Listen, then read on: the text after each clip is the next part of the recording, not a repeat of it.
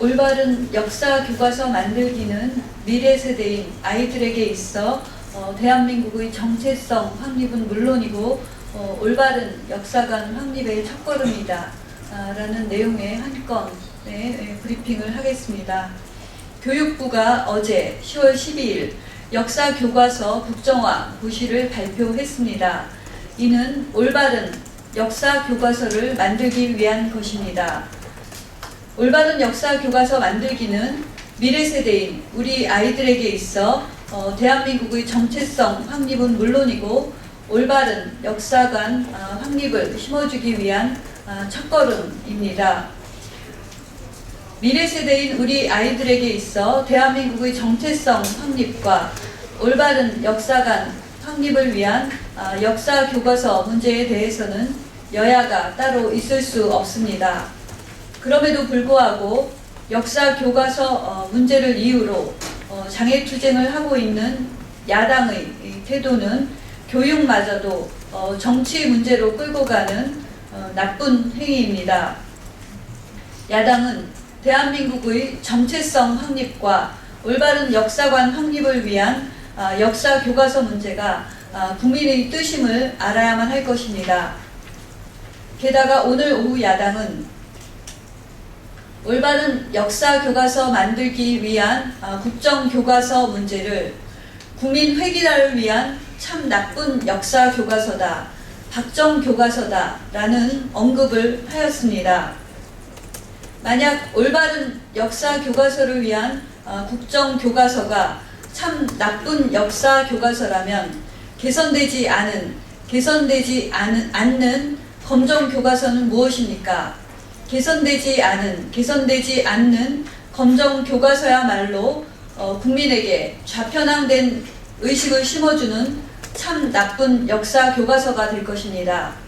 또한 개선되지 않는 검정교과서야말로 좌편 교과서라는 국민의 인식을 심어줄 것입니다.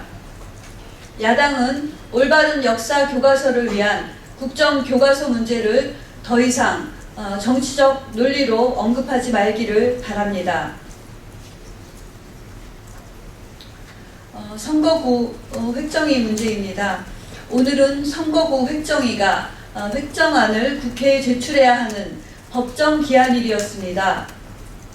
그럼에도 불구하고 획정안을 국회에 제출하지 못한 선거구 획정위가 오늘 대국민 사과를 하였습니다. 하지만 이는 정치권에서 국회에서 의원 정수 및 지역 의석수, 비례대표 의석수 등 기본적인 선거구 획정 기준을 정해주지 못했기 때문입니다. 앞으로 선거구 획정위는 조속한 시일 내에 획정안 마련을 위해 논의를 이어간다고 합니다. 그럼에도 불구하고 선거구 획정 기준에 대한 여야 간의 구체적인 합의가 없으면 선거구의 획정위 활동은 공전될 수밖에 없습니다. 따라서 여야는 지역구 수와 비례대표 의석 비율에 대한 합리적인 안을 마련해야만 합니다. 새누리당은 기본적으로 국민의 뜻인 의원 정수 300명을 지키면서 농어촌 지역구 축소 최소화 등을 감안하여 비례대표 의석수 축소가 있어야만 한다라는 기본적인 입장을 견지해 왔습니다. 하지만 야당은 비례대표를 한 석도 줄이지 못한다고 하면서 농어촌 의석수 감소를 최소화하겠다 한 만큼 그 진정성이 의심돼 왔습니다.